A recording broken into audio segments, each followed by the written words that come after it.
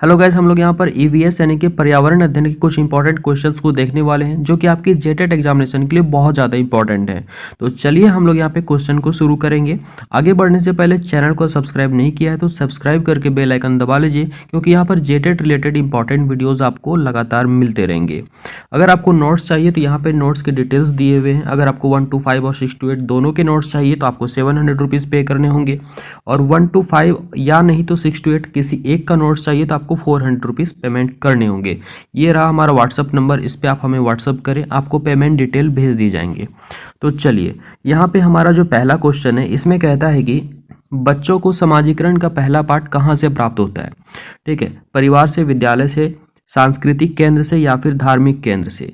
यहाँ पे बच्चों को समाजीकरण का पहला पाठ की अगर हम बात करें तो आप सभी को पता है कि कोई भी बच्चा जो समाजीकरण सीखता है सबसे पहले वह परिवार से ही सीखता है। तो इसका राइट आंसर हो जाएगा ए नंबर। चलते हैं नेक्स्ट क्वेश्चन की तरफ। इसमें कहता है जिस परिवार में दादा दादी, चाचा चाची, ताऊ ताई, बुआ, माँ बाप और बच्चे रहते हैं उसे कहते हैं। तो उसे किस तरह का परिवार कहा जाता है, जिसमें कि सभी जो भी रिलेटिव्स हैं साथ में मिलकर रहते हैं। एकल परिवार, संयुक्त परिवार, व्यापक परिवार और इनमें से कोई नहीं। तो इसका राइट आंसर क्या होगा आपको बताना है। तो ऑब्वियस है फ्रेंड्स, ये बहुत ही ईजी इसका आंसर होगा, ये है संयुक्त परिवार। ठीक है, धीरे धीरे हम क्वेश्चन के लेवल को बढ़ाएंगे जिस तरह के नेक्स्ट वीडियोस आते रहेंगे, इसलिए आप लोग इस चैनल को जरूर सब्सक्राइब करके बेल आइकन दबा लीजिएगा। चलिए नेक्स्ट क्वेश्चन को देखते हैं। इसमें कहता है कि एकल परिवार से तात्पर्य है। एकल परिवार से क्या अर्थ रखता है ये आपको बताना है। तो वर्ष 1950 के बाद बना यह परिवार है। उसके बाद है परिवार जिसमें माता पिता एवं उनके अविवाहित बच्चे हों।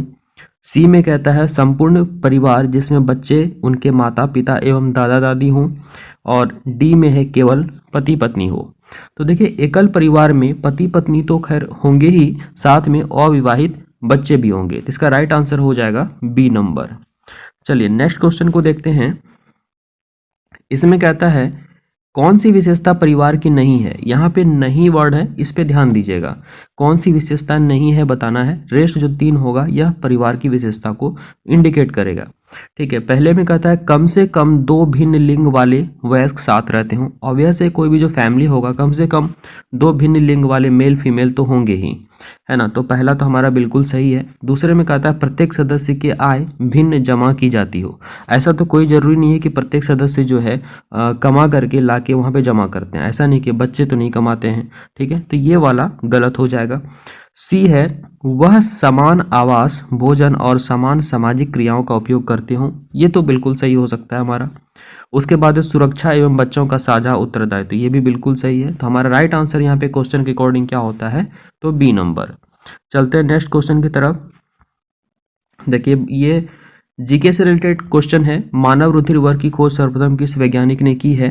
तो लैंडस्टीनर, जेनिंग्स, पेंटिन एवं मास्ट, और डी है कार्ल मार्क्स। ठीक है, तो बहुत इजी क्वेश्चन है। इसका राइट आंसर हो जाएगा लैंडस्टीनर ने।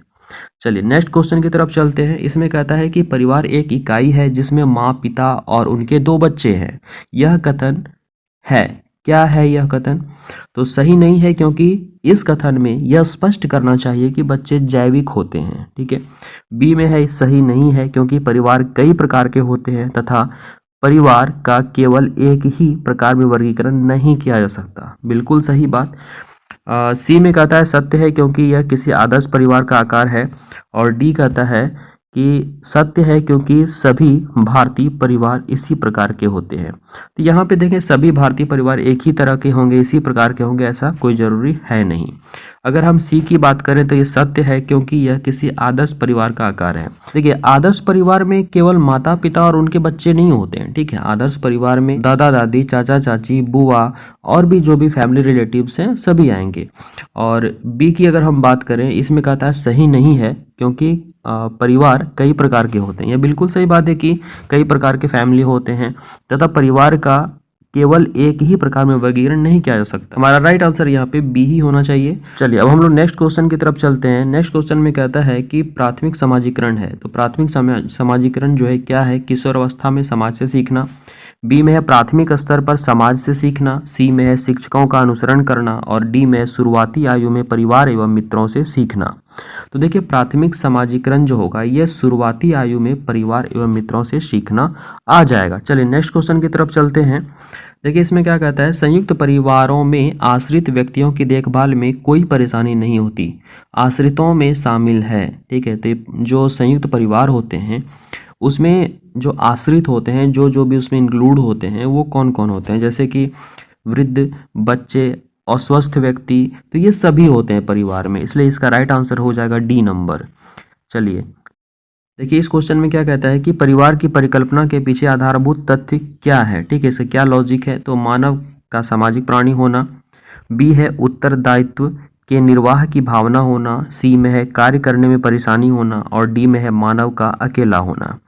तो इसका राइट आंसर हो जाएगा यहाँ पे मानव का सामाजिक प्राणी होना। ठीक है, चलिए अब नेक्स्ट क्वेश्चन की तरफ चलते हैं। ये लास्ट क्वेश्चन है आज के सेशन का। निम्न में कौन सा कथन सत्य है, सभी परिवारों के नियम एक जैसे होते हैं। देखिए एक जैसे होंगे, आप इसको एक ही तरह के तराजू में तौल देंगे तो ये बिल्कुल गलत होगा। बी की बात करें तो माँ बाप से बच्चों में गुणों के स्थानांतरण को आनुवंशिकता कहते हैं, यह बिल्कुल सही बात है। उसके बाद में बच्चा स्कूल में सब कुछ सीखता है। देखिए बच्चा स्कूल में सीखता है ये सही बात है, लेकिन सब कुछ सीखता है ऐसा नहीं है, क्योंकि बच्चा बहुत कुछ समाज से भी सीखता है, अपने परिवार से भी सीखता है। और डी की बात करें, इसमें कहता है एक परिवार के सदस्यों की संख्या कभी घट बढ़ नहीं सकती, ये तो बिल्कुल गलत बात है, क्योंकि परिवार में नए बच्चे भी आते हैं। ठीक है, जो बूढ़े पुराने होते हैं एक ना एक दिन उनकी डेथ भी हो जाती है, तो घटते बढ़ते रहते हैं, तो ये बिल्कुल गलत हो गया।